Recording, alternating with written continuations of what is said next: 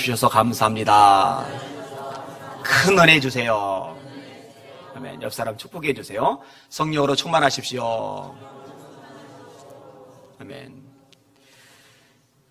기독교 가정사육연구소가 운전 습관 유형과 연결을 해가지고 아버지의 성향을 구분을 했는데 상당히 묘사를 잘했어요. 어떤 아버지 유형이 있느냐? 과속형, 음주운전형, 뺑소니형, 신호위반형, 끼어들기형, 추월형, 중앙선 침범형. 이게 좋지 않은 아버지 유형 7가지입니다. 설명을 할게요. 과속형은 뭐냐? 기대 이상을 요구하는 아버지라는 거죠. 자녀들이 그냥 모든 분야에서 자녀가 뛰어나기를 바란다는 거예요. 아이들이 그들만의 시간표가 있다는 거. 사람이 성장 속도가 다 다르거든요. 어떤 사람은 좀 빠르고 어떤 사람은 좀 느리고 그런데 이런 아이들의 시간표를 무시하고 그저 그냥 앞질러 가기만을 원하는 거예요. 자꾸 푸시를 하는 거죠. 이런 아버지 밑에서 자란 자녀들은요, 모든 인간관계를 승부의 개념으로 받아들일 가능성이 많답니다. 경쟁으로 받아들이는 거죠. 다. 두 번째, 음주운전형입니다. 이런 경우는 자신의 신분을 잊고 환상에 사로잡혀 사는 아버지, 감각적일 뿐 아니라 기분에 따라 기준이 달라진답니다. 예로 술에 취하면은요, 감정이 기복이 심해지잖아요, 그죠? 헐컥 화를 냈다가 막 웃으면서 살살살살 했다가 막 도대체 어디다 비위를 맞춰야 될지 알 수가 없어요. 골치 아프죠? 자녀들은 이런 아버지를 기피한답니다. 그러다 어느 날 충돌을 하게 되면 자녀에게 치명적인 상처를 주곤 한답니다. 세 번째, 뺑소니형. 이 뺑소니형은 뭐냐면은 자녀로부터 도피하는 유형입니다. 자녀들의 삶 속에 이제 개입하고 또 도움도 주고 또 이제 관계도 만남도 때론 충돌도 형성을 해야 되는데 불편한 거예요. 회피하고 싶은 거죠. 책임 회피에 익숙하며 핑계거리를 찾는 아버지고 자녀는 늘 고독하답니다. 이런 아버지의 자녀는 자신감을 상실한 채 타인을 끊임없이 의심하며 거짓말에 익숙해지고 방어적으로 살 가능성이 높아진다는 겁니다. 그 다음에 신호 위반형입니다. 감이 좀 오시죠? 신호 위반형. 이 규칙을 무시하고 도덕과 윤리 기준이 없는 케이스입니다. 상식을 벗어난 행동을 하면서 어떤 자책감도 느끼지 못하는 그런 아버지. 신호를 위반하더라도 그냥 빨리만 간다. 이게 목적 중시죠. 그러니까 과정이 다 무시가 되는 거죠. 이런 아버지의 자녀들은요, 도덕과 윤리적인 기준을 잃을 가능성이 높아지는 거죠. 다섯 번째로 끼어들기형인데 남의 영역을 쉽게 침해하고 늘 비교하며 산다는 겁니다. 남과 잘 어울리지 못한답니다. 불평과 원망이 많고 자녀들 앞에서 남 험담을 많이 하는 케이스. 사실 이 아버지, 엄마도 똑같아요. 이게 자녀들이 듣는 앞에서 남 이야기를 많이 할 경우 이거 굉장히 악영향을 미친다는 거 아시죠? 그래서 할 말이 있어도 남편 따로 아내 따로 불러놓고 하는 게 낫지 자녀들 있는 앞에서 툴툴거리는 거는 정말 어리석은 겁니다. 유익이 전혀 없어요.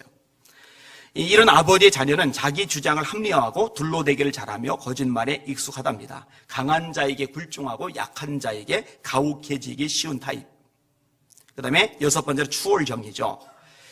자녀의 필요를 기다리지 않고 먼저 주어버리는 과잉보형. 요즘 자주 나오는 표현이면 헬리콥터형 부모죠.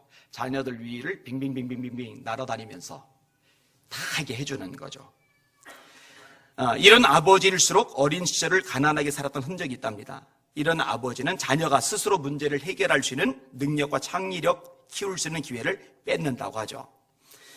일곱 번째로 중앙선 침범형. 침범하면 안 되는데, 그죠? 자녀의 삶을 지나치게 간섭하고 통제하는 케이스죠. 자녀도 인격인데, 내 거라고 생각하는 거예요. 내 소유라고 생각을 하는 거예요. 그러다 보니까 너무 이게 침해를 해버리는 거죠.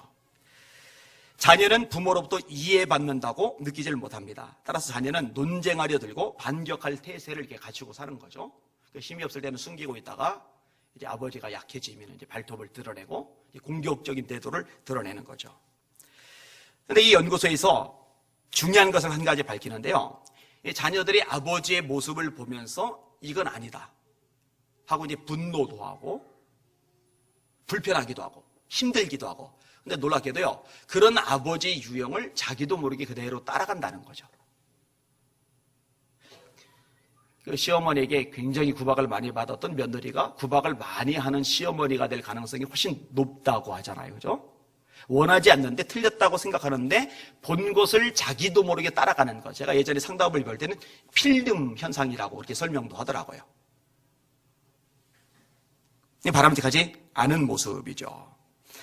사실 부모라고 하는 게요, 자녀를 낳았다고 해서 제대로 된 부모가 되는 것은 아닙니다. 무조건 키운다고 좋은 아버지, 어머니가 되는 게 아니죠. 이 역할을 제대로 감당할 때 좋은 부모가 되는 거죠. 그래서 이 부모 역할을 제대로 감당하는 것, 그리고 자녀들을 제대로 양육하는 것, 이것은 굉장히 중요한 요소입니다. 특히 믿음의 생활을 하는 사람들이 자녀들 신앙적으로 바로 서게 만드는 것, 이거는 굉장히 핵심적인 일입니다. 그렇게 할 때 신앙의 대물림이 가능하기 때문입니다. 오늘 설교 제목 따라합시다. 자녀를 바로 세우는 것은 부모의 사명이다. 한 번 더요. 자녀를 바로 세우는 것은 부모의 사명이다. 잘 세워가시길 주님의 이름으로 축원합니다. 잘 세워가셔야 됩니다. 자, 오늘 본문 내용 다루기 전에 다윗에 대해서 조금 더 생각을 해볼게요. 왜냐하면 다윗과 그의 삶에 대해서 좀 다뤄야 오늘 본문을 더 연결해서 생각해 볼 수 있기 때문입니다. 다윗은요, 어린 시절 볼 때 사람들에게 썩 대접받지 못하는 삶을 살았습니다. 자, 어떤 데서 드러나요? 제가 전에도 설명을 한번 한 적이 있었는데, 국가 지도자인 사무엘이 다윗의 아버지인 이새를 찾아왔을 때 집안에서 이제 제사를 열게 됩니다. 우리나라식 제사가 아니에요. 하나님께 예배드리는 걸 이야기하는 겁니다. 그런데 이새에게 아들이 8명이 있는데 그 8명의 아들들 중에 막내가 다윗인데 7명의 아들들은 집안 이 잔치에 참여를 하는 반면에 다윗은 들판에서 양을 칩니다. 있을 수 없는 일이죠. 종들 시키는 게 아니라 다윗에게 양을 치게 만듭니다. 다윗의 시편 가운데 내 부모는 나를 버렸으나 여호와는 나를 영접하시리다 라는 구절이 있어요. 제가 말씀을 묵상하다가 이게 도대체 왜 나왔을까? 시를 쓸 때 괜히 쓰는 게 아니잖아요. 다 이유가 있어서 이 시가 나오거든요. 제가 시를 쓰니까 알아요. 그러다가 떠오른 장면이 바로 이 집안 제사 장면이었어요. 제가 설명을 전에도 드렸었는데, 자, 설날, 추석날 일가 친척이 다 모였는데 한 자녀만 찝어가지고 너는 이 집안 잔치에 참석하지 말고 공장 가서 일을 하고 있어. 다윗 시대에 양을 치는 거는 지금 뭐 공장 가서 일하거나 아니면 신문 매달하거나 뭐 이런 거나 뭐 마찬가지라고 여길 수 있으니까 그 마음에 상처가 될 수 있는 거죠. 자, 이스라엘과 블레셋 사이에 전쟁이 벌어졌습니다. 그래서 다윗의 큰형, 둘째형, 셋째형이 전쟁터에 나갔어요. 이 위험한 전쟁터에 심부름을 보내는데 아버지 이새가 넷째 형, 다섯째 형, 여섯째 형, 일곱째 형을 다 제끼고 막내를 위험한 전쟁터에 버립니다. 이건 상식적으로 말이 안 됩니다. 보통 그런 곳, 먼 곳에 위험한 곳에 심부름 올 때 막내는 빼죠. 그런데 막내인 다윗을 보내요. 집안 예배를 드릴 때도 그러고 전쟁터 심부름 보낼 때도 그러고 아버지 이새에게 다윗의 존재감이 없다라는 느낌을 충분히 받을 수가 있어요. 자, 전쟁터에 나갔어요. 골리앗이 난리를 핍니다. 이 장면을 보고 다윗이 화가 나는 거예요. 할례도 받지 못한 저놈이 하나님의 백성을 어떻게 모욕할 수 있느냐 씩씩거리는 거예요. 이 장면을 본 큰형 엘리압이 다윗이 지금 먼 길을 왔잖아요. 위험한 전쟁터까지 아버지 심부름으로 형들 안부 물으러 왔잖아요. 그러면은 일단 아유 먼 길 오느라 고생했다. 이 위험한 것까지 오느라 고생했다 하고 막내 동생 첫째와 8째니 나이 차이가 얼마나 나겠어요. 토닥여줘야 되잖아요. 그죠?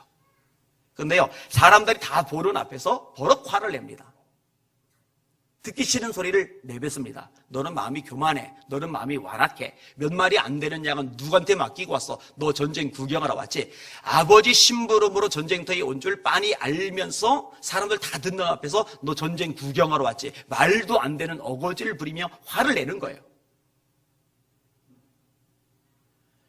여러분, 큰형이 막내 동생 정말 너무너무 이뻐하면은요, 그 먼 거리 온 동생한테 그런 식으로 화내고 그런 식으로 망신 주고 안 합니다.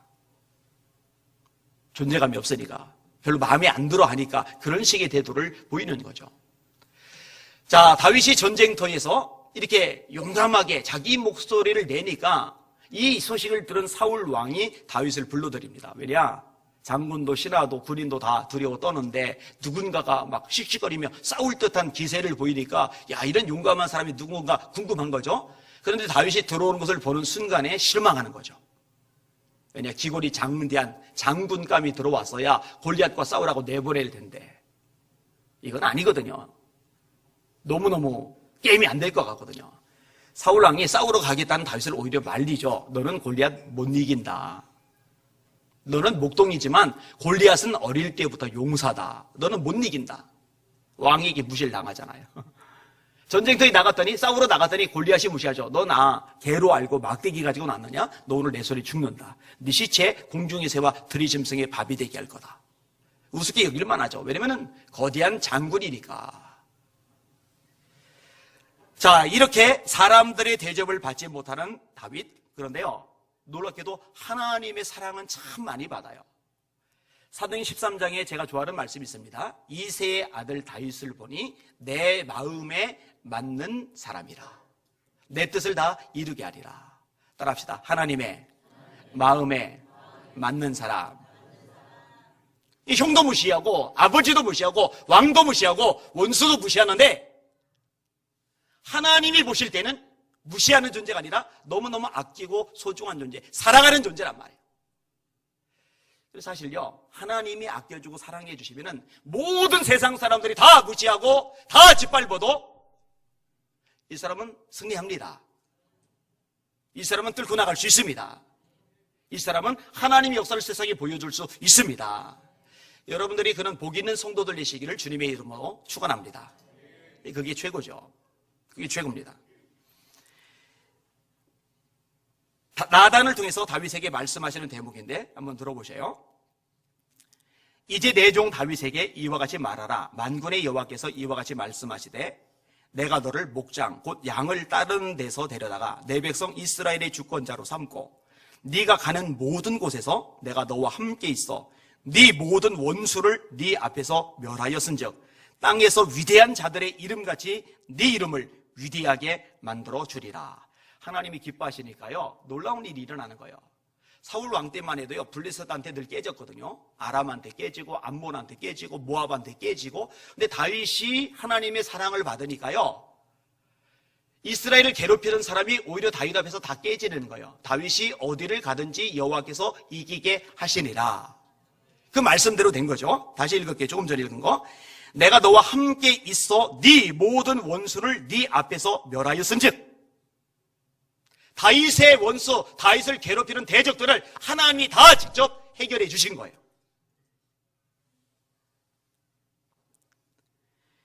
내가 또 내 백성 이스라엘을 위하여 한 곳을 정하고 그를 심고 그를 거주하게 하고 다시 옮기지 못하게 하며 악한 종류로 전과 같이 그들을 해하지 못하게 하여 전에 내가 사사에게 명령하여 내 백성 이스라엘을 다스리던 때와 같이 아니하고 너를 모든 원수에게서 벗어나 편히 쉬게 하리라. 여호와께서 또 내게 이르시되 여호와가 너를 위하여 집을 짓고 네 수완이 차서 네 조상들과 함께 누울 때에 내가 네 몸에서 날 네 씨를 네 뒤에 세워 그의 나라를 견고하게 하리라. 그는 내 이름을 위하여 집을 건축할 것이요 나는 그의 나라 왕위를 영원히 견고하게 하리라. 이런 식으로 하나님이 말씀하시죠.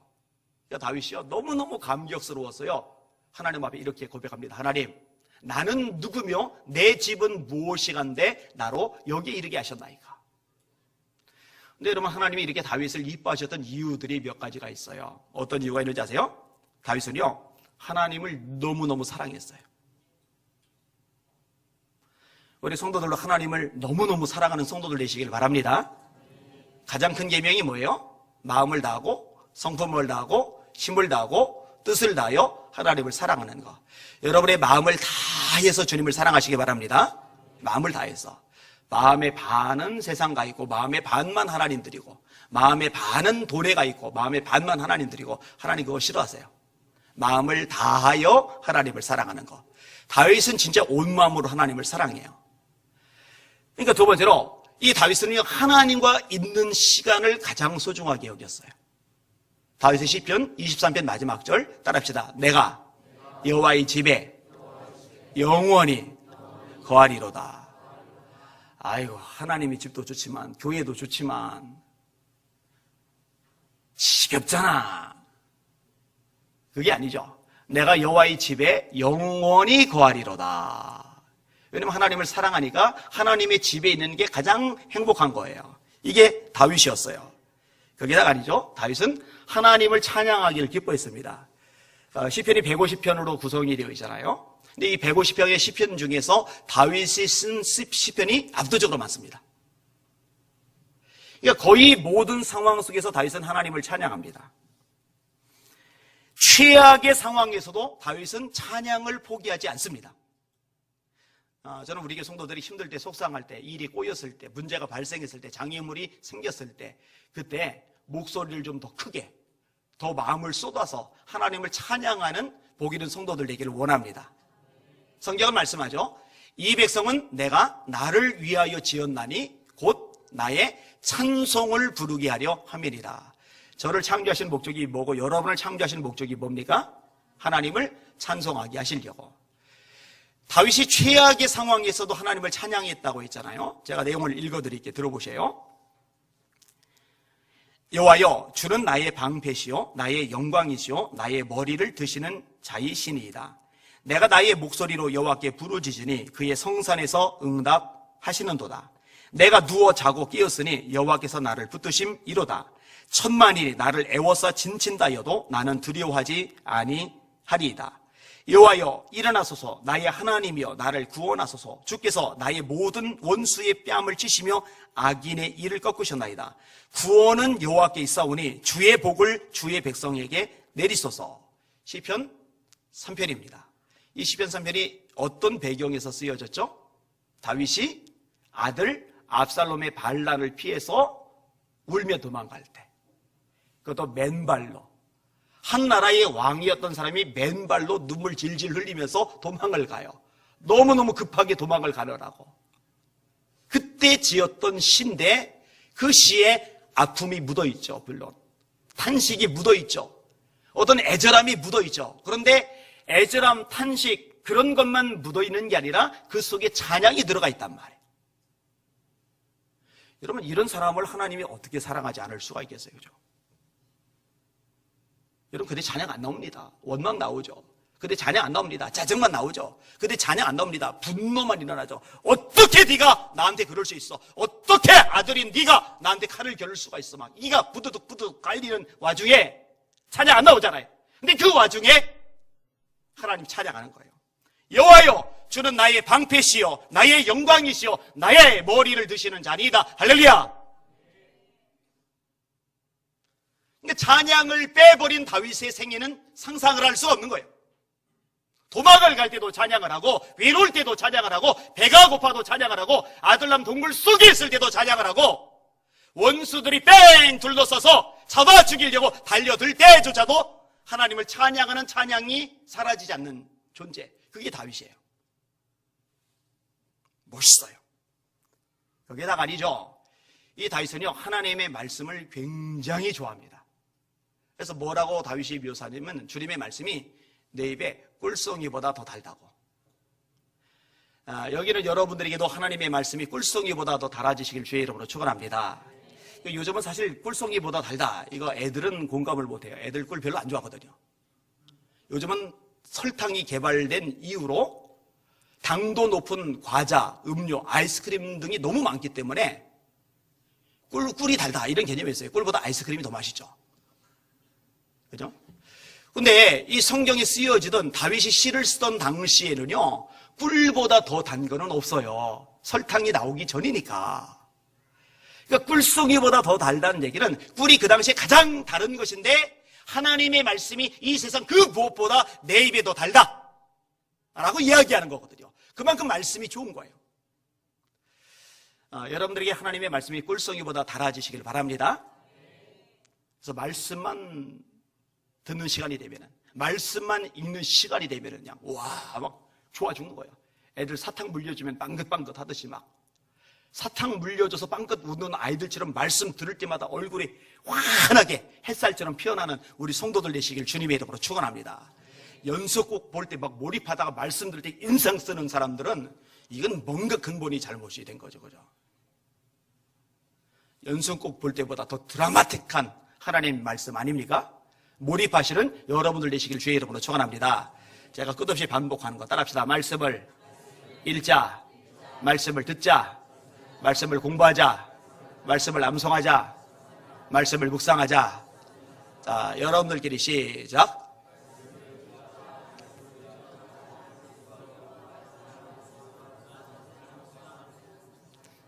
훌륭해. 그래도 이 반복 학습의 효과가 나타나는 것 같아요. 마지막으로 한 번만 더 합시다. 말씀을 읽자, 말씀을 듣자, 말씀을 공부하자, 말씀을 암송하자, 말씀을 묵상하자. 예, 묵상이 엄지손입니다. 여호와의 율법을 주야로 묵상하여 여호와의 말씀을 즐거워하여 그 말씀을 주야로 묵상하는 자로다. 이 율법책을 네 입에서 떠나지 말게 하고 그것을 주야로 묵상하여, 그렇게 말씀을 하고 있잖아요. 근데 여러분, 여기서 한 걸음 더 나가서 말씀을 사모할 뿐만 아니라 다윗은요, 이 말씀을 지켜요. 사울 왕을 피해서 다윗이 도망을 다녀요. 근데 블레셋 사람들이 그일라라는 성을 침공을 했어요. 근데 하나님의 말씀이 들리는 거예요. 자, 구조가 어떻게 되느냐? 다윗은 사울이 무서워요. 근데 사울은 블레셋이 무서워요. 그러니까 현재 제일 센 존재는 블레셋이죠. 근데 이 블레셋이 사울조차, 다윗이 두려워하는 사울조차 두려워하는 이 블레셋이 그일라라는 성을 침공한 거예요. 근데 하나님의 말씀이 들려요, 다윗에게. 블레셋의 손에서 그일라를 건져내라는 거예요. 사울도 무서워 죽겠는데 사울이 무서워 떠는 블레셋의 손에서 그일라를 뭔 수로 건져냅니까? 그랬더니 다윗의 부하들이요, 화들짝 놀라는 거예요. 다 질색팔색을 하는 거예요. 안 됩니다. 다윗 절대 안 됩니다. 우리가 사울도 무서워서 도망을 다니는데 무슨 블레셋과 싸웁니다. 절대 안 합니다. 전체가 다 길을 쓰고 반대를 하는 거예요. 다윗이 그때 백성들의 의견에 넘어가질 않아요.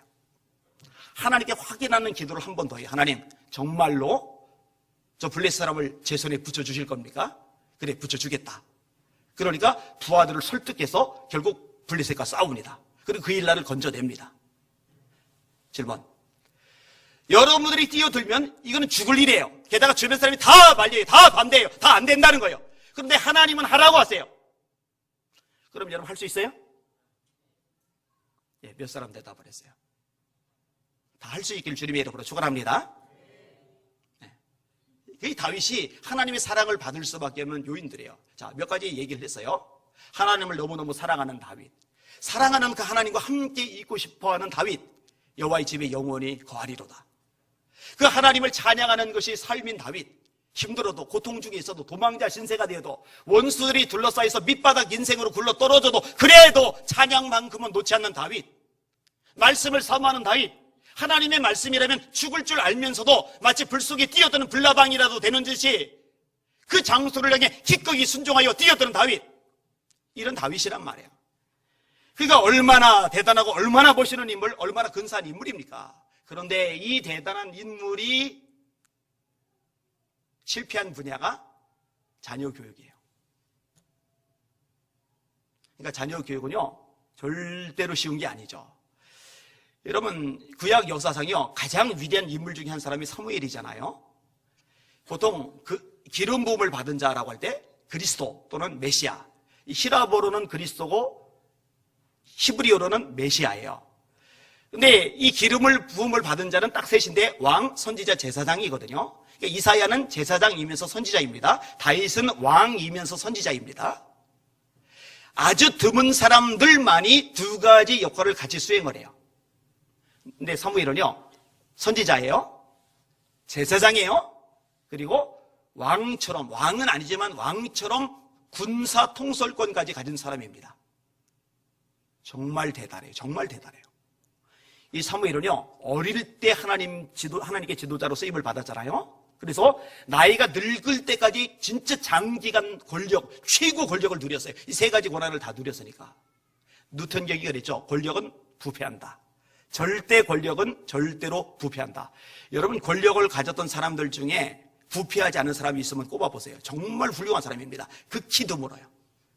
왜냐하면 권력의 자리에 올라가면 생기는 게 많거든요. 들어오는 게 많거든요. 챙길 수 있는 게 많거든요. 역대 대통령들 중에 막 몇천억씩 해먹은 사람들 많잖아요. 근데 사무엘은요, 나귀 새끼 한 마리도 뺏은 적이 없어요. 나귀 새끼, 그깟 나귀 새끼 한 마리도 주머니에 챙긴 적이 없어요. 그게 사무엘입니다. 정말 위대한 인물이에요. 근데 이 사무엘도 실패한 게 있죠. 뭐? 자녀 교육 실패했어요. 두 아들이 망난이에요. 한번 따라합시다. 자녀 교육은 정말 어려운 것이다. 이게 마음대로 안 되거든요. 뜻대로 안 되거든요. 자, 오늘 본문의 내용을 좀 읽어볼게요. 하나님의 뜻이 솔로몬에게 있어요. 그러면은 다음번 왕이 되는 것은 솔로몬이 되어야 됩니다. 이 뜻에 순종해야 돼요. 왜냐하면 하나님의 뜻이니까. 이게 너무나 명확하게 드러났어요. 근데 다윗의 아들 중에 한 명인 아도니아가 이 뜻을 거스르는 거예요. 5절 말씀 볼게요. 시작. 그때에 핫깃의 아들 아도니아가 스스로 높여서 이르기를 내가 왕이 되리라고 자기를 위하여 병거와 기병과 호위병 50명을 준비하니. 스스로 높였다는 말이 있죠. 스스로 높였다. 이게 이제 참 못된 말입니다. 이런 사람들이요, 높아지는 비결이 두 가지가 있는데, 정상적인 비결이요, 하나님이 높여주시면 높아집니다. 제가 정말 좋아하는 구절이 하나 있는데, 하나님의 능하신 손 아래서 겸손하라. 때가 되면 너희를 높이시리라. 제가 오랫동안 붙잡고 기도하던 구절이에요. 하나님의 능하신 손 아래서 겸손하라. 때가 되면 너희를 높이시리라. 모든 자를 크게 하심과 강하게 하심이 주의 손에 있나이다. 하나님이 높여줄 수 있는 거죠. 그 다음에 또 하나는요, 사람들이 인정해주고 높여주는 게 있어. 아, 당신 정말 훌륭해. 당신 정말 대단해. 그러면 괜찮아요.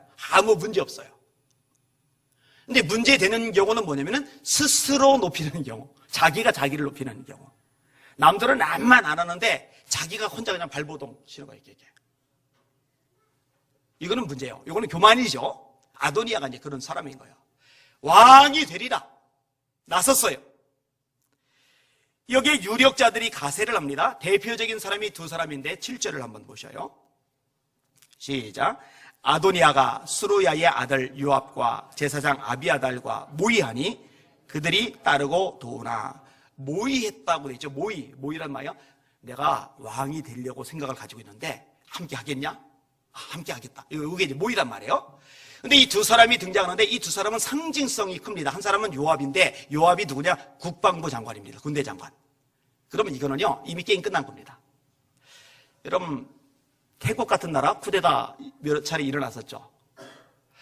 각 나라들마다 이렇게 어수선할 때 쿠데타가 성공을 거두기 위해서 반드시 필요한 핵심 조건이 뭐냐면요, 군대를 끌어들이는 겁니다.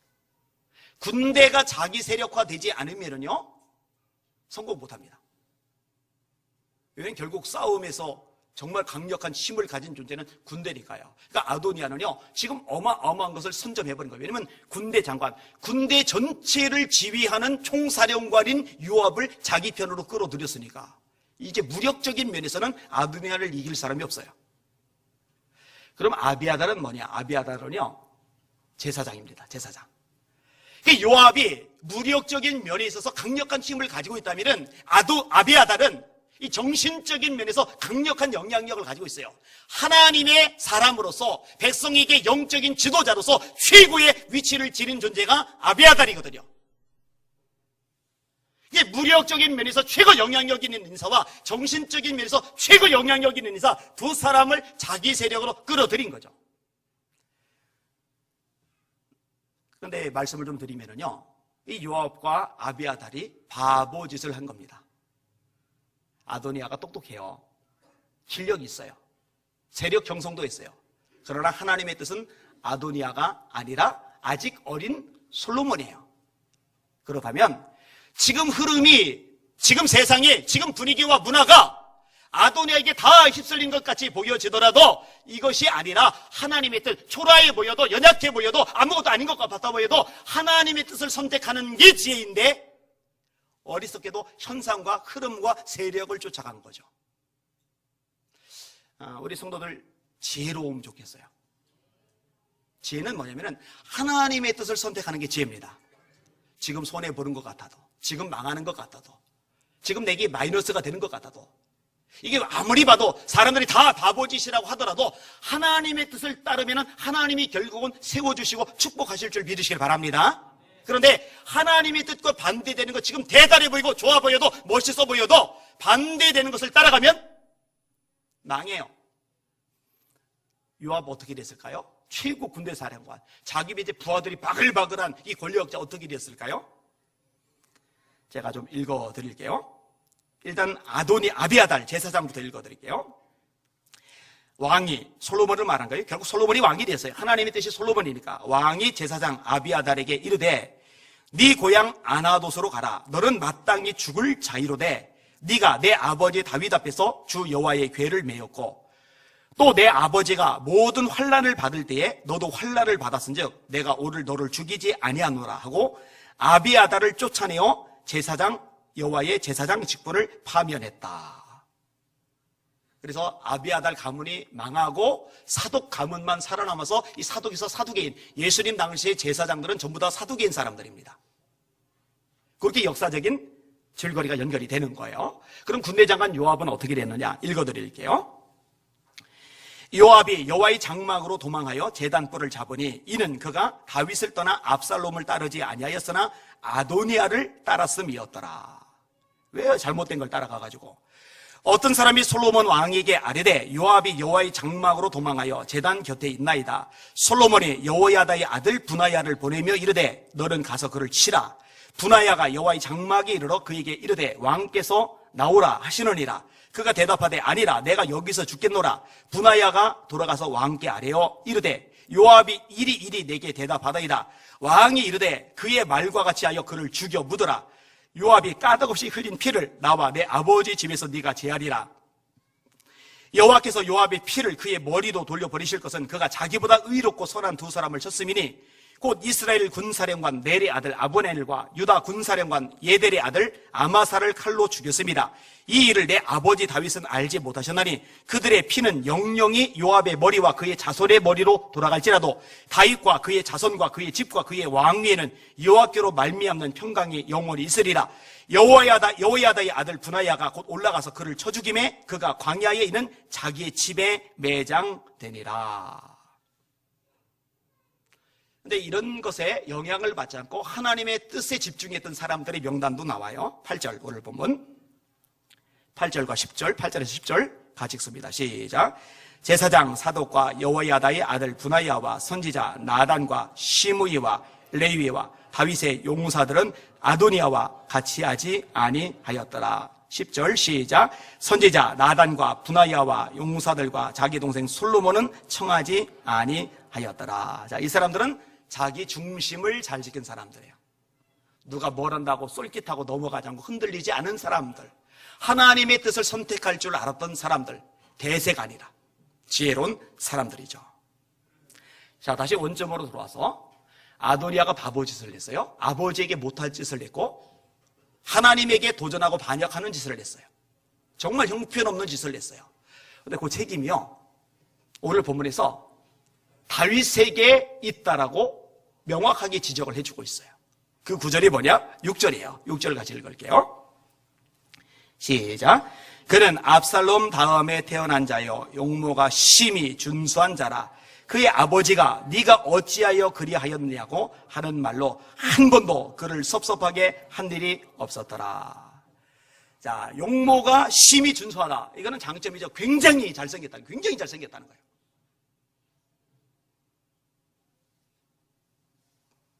이거 얼마나 좋아요? 근데 그 다음에 문제예요. 그 아버지가 네가 어찌하여 이렇게 했느냐라는 말을 한 번도 한 적이 없어요. 질문. 여러분의 자녀들 중에 너 왜 그래? 라는 지적을 한 번도 안 들을 만큼 옹알이 할 때부터 이렇게 커간 아들, 딸이 있으면 순도를 보셔요. 그거 가능합니까? 불가능합니까? 불가능하거든요. 있을 수가 없거든요. 너무 잘생긴 아들, 너무 이쁜 아들, 한 번도 지적을 안 하는 거예요. 한 번도 책망을 안 하는 거예요. 너 왜 그래? 고쳐! 라는 말 없는 거예요. 한 번도 그 마음을 섭섭하게 한 일이 없는 거예요. 효빈아, 너 아빠 때문에 섭섭했던 적이 있냐 없냐? 있어? 있는 게 정상이죠. 효원아, 너 아빠 때문에 섭섭했던 적 있냐 없냐? 있어요. 대답 잘하네. 여기서 여러분들의 자녀들이 부모인 여러분들에 대해서 섭섭했던 적이 있을까요? 없을까요? 있어요. 내가 잘못해서 혼이 나도, 내가 잘못해서 벌을 받아도, 내가 잘못해서 용돈을 삭감 받아도, 내가 잘못해서 욕을 먹어도 섭섭한 건 섭섭한 거예요. 근데 다윗이요, 책망한 적이 한 번도 없는 거예요. 지적한 적이 한 번도 없는 거예요. 잘한 거예요? 못한 거예요? 잘못한 거예요. 여러분, 위해주고 아껴주고 필요한 것을 공급해 주는 것만이 사랑이 아니라 필요할 때 책망하고 바로 잡아주고 매도 때리는 것이 사랑입니다. 바로 잡아주는 과정이 없으면요, 어긋날 수밖에 없어요.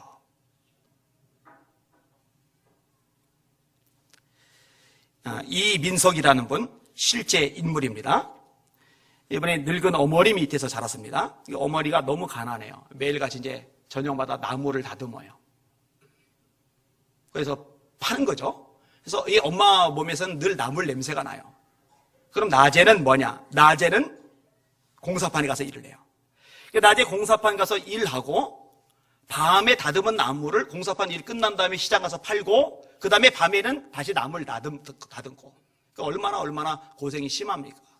게다가 사고를 당해서 다리까지 쩔뚝쩔뚝거려요. 애는요, 그 엄마가 싫은 거예요. 싫은 티를 팍팍 내는 거예요.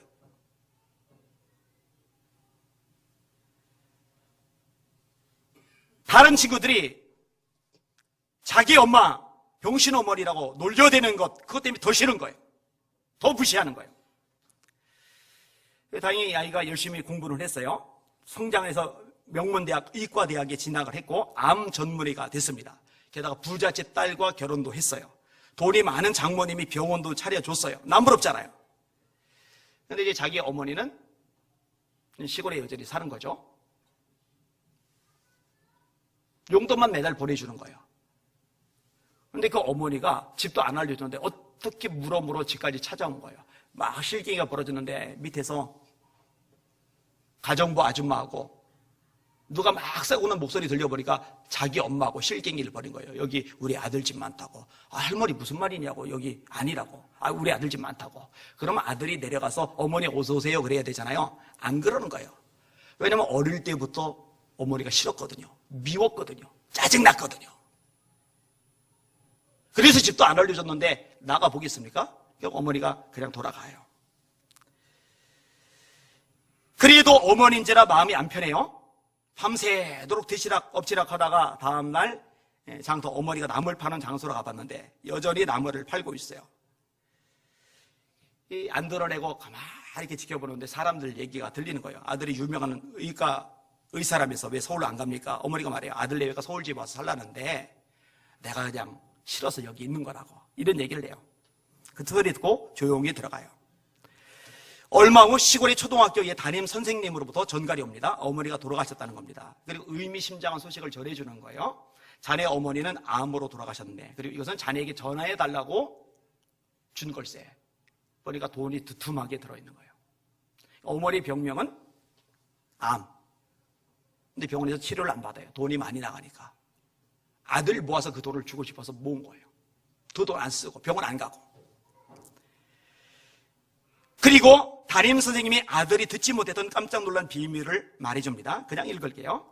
자네가 태어나서 아주 어렸을 때 자네 어머니는 처녀였는데 자네를 양육할 수 없어서 자네를 키워준 노부부 집 문 앞에 놓고 갔다네. 그때부터 그 노부부가 자네를 키워온 거야. 그런데 공사판 철근더미 아래서 놀고 있던 자네에게 철근더미가 무너져 내리자 자네 어머니가 달려들어 자네를 구하고 자네 어머니는 그때 다리를 다쳐 불구자가 되었다네. 그리고 자네 아버지는 자네 어머니를 구하려고 뛰어들었다가 철근더미에 깔려 그때 돌아가셨다네. 이거 실화입니다, 실화.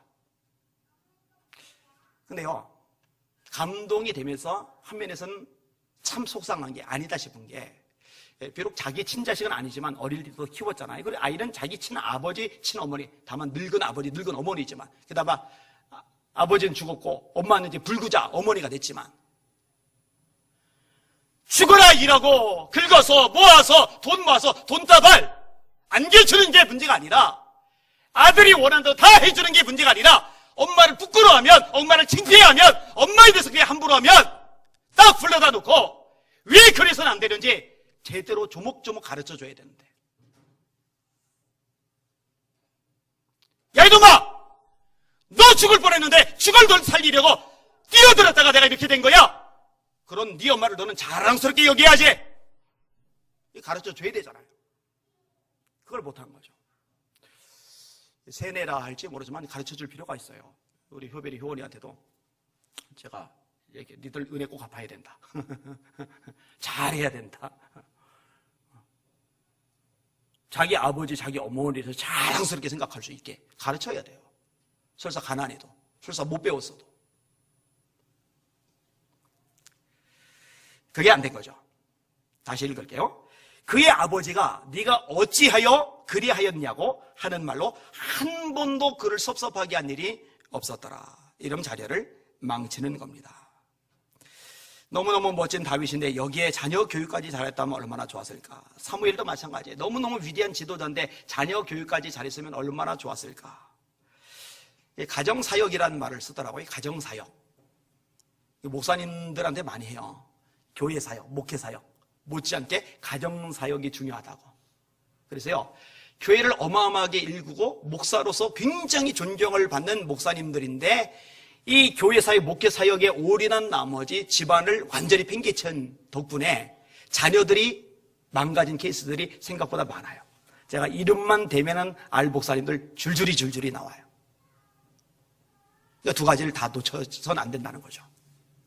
그리고 목회자만 그러겠어요? 여러분들도 역시 마찬가지입니다. 자녀를 믿음의 세대도 키워나가시기를 주님의 이름으로 축원합니다. 지금 바로 서 있지 못하다면 이제 바로 세워나가면 되는 거죠. 제가 한 가지만 읽어드리고 정리를 할게요. 자녀 교육을 굉장히 잘 시켰던 인물이 수산나 웨슬레입니다.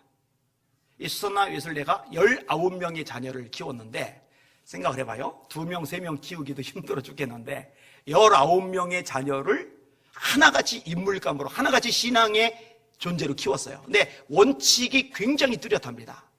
혼자서 이걸 다 해냈어요. 들어보셔요.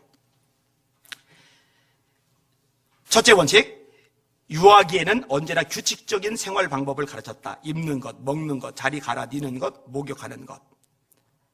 두 번째로, 1년이 지나면 혹 그 전에라도 채찍이 두렵다는 것, 다시 말해 훈계가 두렵다는 것을 가르쳐서 가만히 울게 가르쳤다. 그래서 우리 가정에서는 어린이 하나도 없는 것 같이 큰 소리로 우는 소동 없이 조용히 했다. 다시 말해 애들 땡깡 부리는 것을 그냥 놔두지 않았다는 거죠. 셋째로, 많이 성장하자 하루 30만 허락했다. 이거는 제가 좀 동의가 덜 되는 부분이긴 해요. 식사 시간 외의 간식은 병중 외에는 허락지 않았고, 그래서 어린이라고 별식을 만들지 않고 일반 식사를 동일하게 했다. 30만 주고 간식 안 주면 우리 효빈이 죽습니다. 못 견뎌요. 네 번째로, 아이의 마음을 형성하기 위하여 할 일은 그들의 고집을 꺾고 순종하는 성격을 만드는 일이었다. 감성을 지도하는 것도 시기를 따라 할 일이다. 그래서 서서히 감당할 수 있도록 가르쳤다. 그러나 고집을 꺾는 일은 즉시 시작했다. 똥꼬집 부리지 않도록 하는 거예요. 요거는 이제 상담 배울 때도 나와요. 5세, 6세 이전에 요거 잘못된 고집을 꺾어주지 않으면은 사춘기 때는 이미 손대기 힘들어지죠. 안 꺾입니다, 잘. 다섯째, 말할 줄 알게 되면 주기도문을 가르쳤다. 잘 때, 깰 때 꼭 외우게 했다. 그리고 그들이 장성에 가면 자기 부모 형제를 위한 작은 기도를 첨가해 주었다. 또 요리 문답, 성경 성구를 암송하게 했다. 여섯째, 말 잘하고 잘 걷게 되기 전에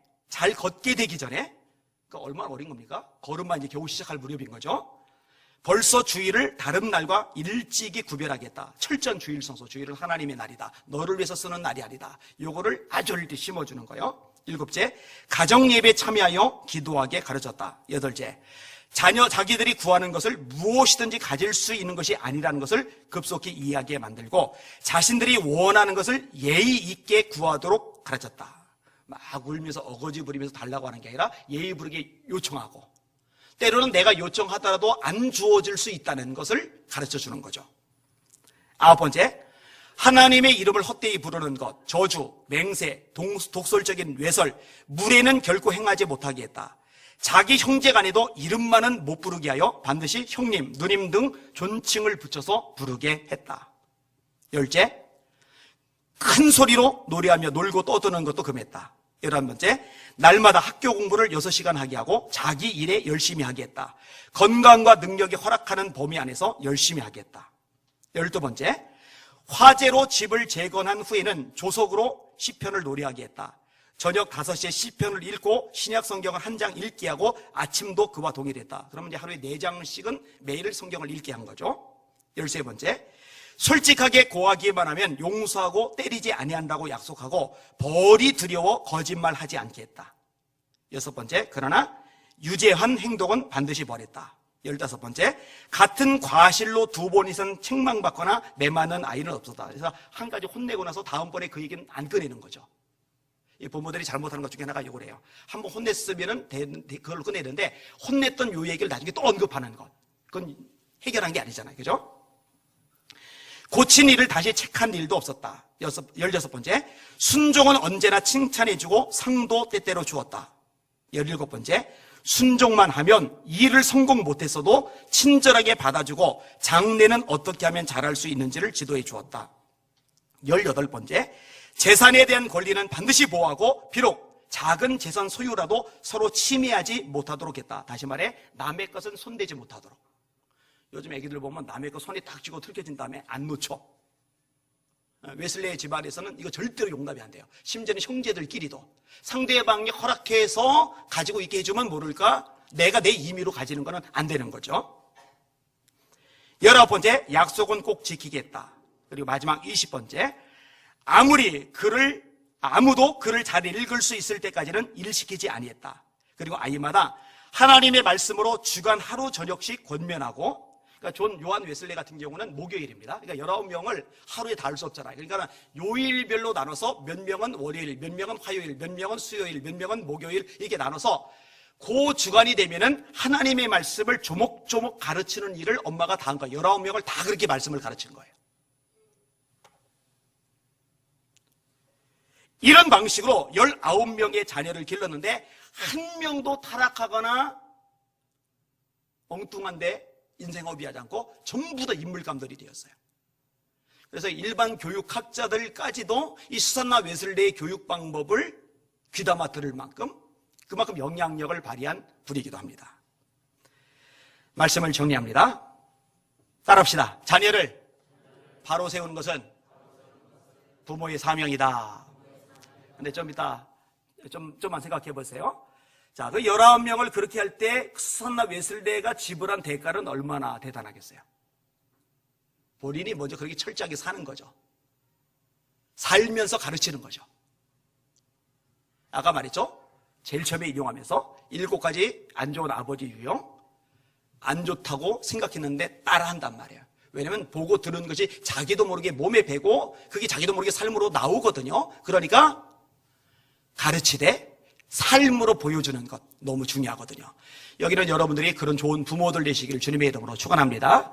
여기 처녀 총각들은 결혼해서 애 낳으면은 이런 것들을 마음에 새기고, 수산나 웨슬레 20가지 교육 원칙 같은 것들은 A4 용지로 이렇게 복사를 해가지고 붙여놓고 스스로 읽으면서 여러분이 차용을 해도 도움이 될 겁니다. 그래서 우리 교회 안에 좋은 인재들이 많이 키워지기를 주님의 이름으로 축원합니다. 우리 교회 학교 학생들 안에도 좋은 인재들이 많이 세워지기를 주님의 이름으로 축원합니다. 아멘. 기도하겠습니다. 합심하여 가지게